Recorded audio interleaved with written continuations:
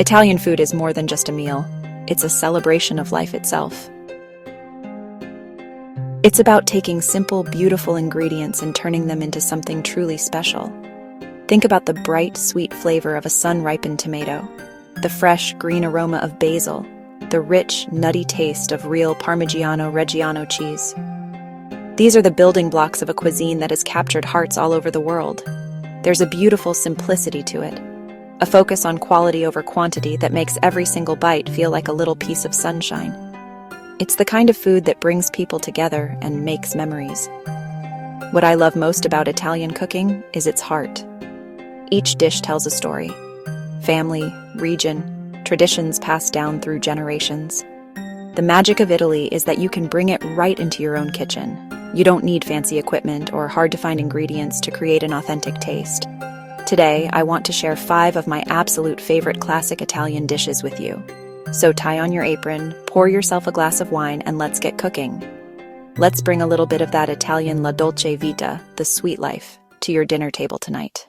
Our first stop is Rome for a true classic, spaghetti alla carbonara. There are many stories about its origin, but my favorite one says it was a hearty meal for Italian charcoal workers, or carbonari.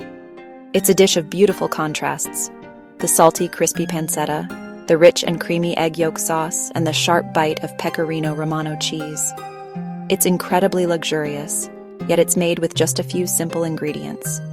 First, bring a large pot of salted water to a boil for your spaghetti. While it's heating up, cut about 4 ounces of pancetta into small cubes.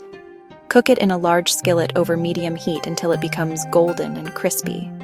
While that's cooking, whisk together 2 whole large eggs and 2 extra egg yolks in a bowl. Then stir in about 1 cup of freshly grated pecorino romano cheese and a generous amount of freshly cracked black pepper. Once your spaghetti is cooked al dente, use tongs to transfer it directly into the skillet with the crispy pancetta.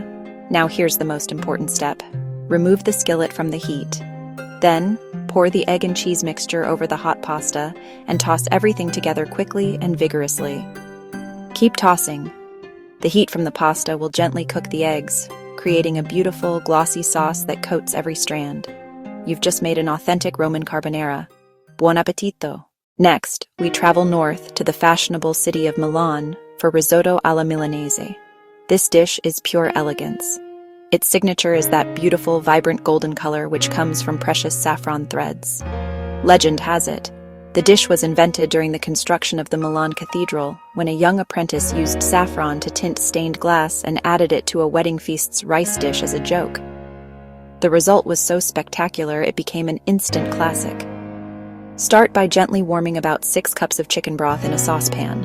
In a separate, heavy-bottomed pot, melt 2 tablespoons of butter. Add 1 finely chopped small onion. Sauté it until it's soft and translucent. Now, add about 1½ cups of arborio rice.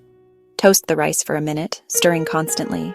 Then pour in about ½ cup of dry white wine and let it bubble away completely. Now the patient, meditative part begins. Add a pinch of saffron threads to your warm broth. Then start adding the broth to the rice, 1 ladleful at a time. Stir the rice almost constantly but gently. Wait until the rice has absorbed most of the liquid before you add the next ladleful. This slow process coaxes the starch out, creating that creamy texture without any cream. When the rice is cooked through but still has a slight chew, remove from heat. Vigorously stir in 2 more tablespoons of cold butter. Stir in about ½ cup of freshly grated Parmigiano Reggiano cheese. This risotto is traditionally served alongside ossobuco, but it's absolutely stunning all on its own. Each spoonful is creamy, fragrant, and utterly comforting.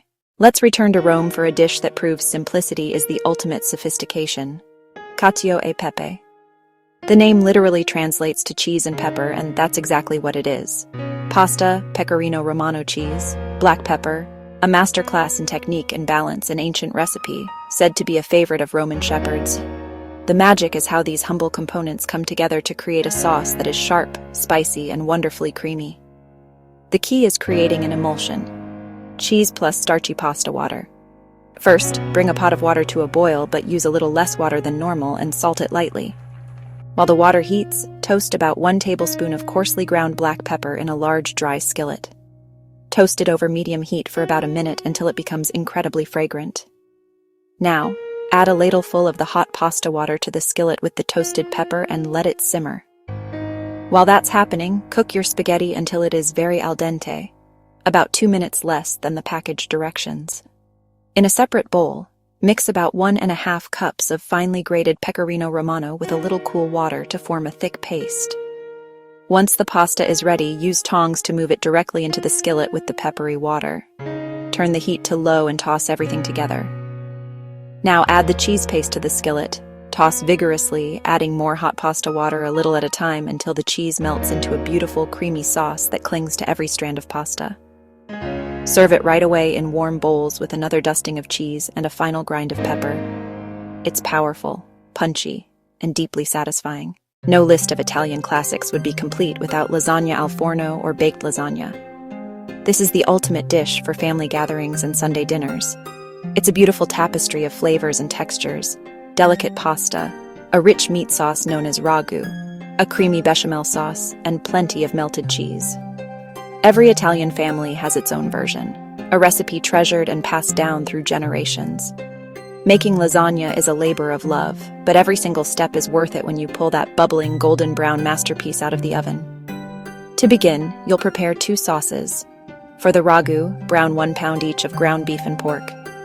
Add a chopped onion, a carrot, and a celery stick. Pour in a glass of red wine, let it reduce. Then add a large 28-ounce can of crushed tomatoes, salt, and pepper. Let this simmer slowly for at least an hour to let the flavors deepen and meld together beautifully. While that's simmering, make the bechamel. Melt 4 tablespoons of butter, whisk in 4 tablespoons of flour, and cook for a minute. Then slowly whisk in 2 cups of warm milk until you have a smooth, thick sauce. Now it's time to build your masterpiece. Start by spreading a thin layer of ragu, then add your lasagna noodles. Spread ragu, followed by bechamel, and a generous sprinkle of grated Parmigiano Reggiano cheese. Repeat these layers until you reach the top, finishing with a generous amount of bechamel and a very liberal blanket of Parmigiano Reggiano. Bake it at 375 degrees Fahrenheit for about 30 to 40 minutes, until it's hot, bubbling, and beautifully browned. Let it rest for 15 minutes before slicing. This allows the layers to set, so you get a perfect square. This is Italian love on a plate. We can't finish our culinary tour of Italy without a little something sweet, and there is no dessert more iconic than tiramisu. The name literally means pick me up or cheer me up, and it does exactly that. It's a heavenly, no-bake dessert made with coffee-soaked ladyfinger cookies called savoiardi, layered with a luscious cream made from mascarpone cheese, eggs, and sugar. It's light yet rich with a perfect balance of bitter coffee, sweet cream, and a dusting of cocoa powder. The heart of a great tiramisu is the mascarpone cream. Start by separating 4 large eggs. Beat the egg yolks with about a ½ cup of sugar until pale yellow, thick, and ribbony. Gently fold in a 16-ounce container of mascarpone until just combined. Don't overmix. In a separate, very clean bowl, beat the egg whites until they form stiff peaks, giving the cream a light, airy texture. Now for the assembly. Brew a strong cup of espresso and let it cool. Quickly dip the ladyfingers one by one, just a quick dip on each side. Don't soak them or they'll get mushy. Arrange a single layer of dipped cookies in an 8x8 glass pan. Gently fold the egg whites into the mascarpone mixture until smooth and airy. Spread half the cream over the ladyfingers. Dip and arrange another layer of ladyfingers. Spread the remaining mascarpone cream evenly on top. Cover and chill at least 6 hours. Just before serving, dust generously with cocoa powder. Every spoonful is a little taste of heaven.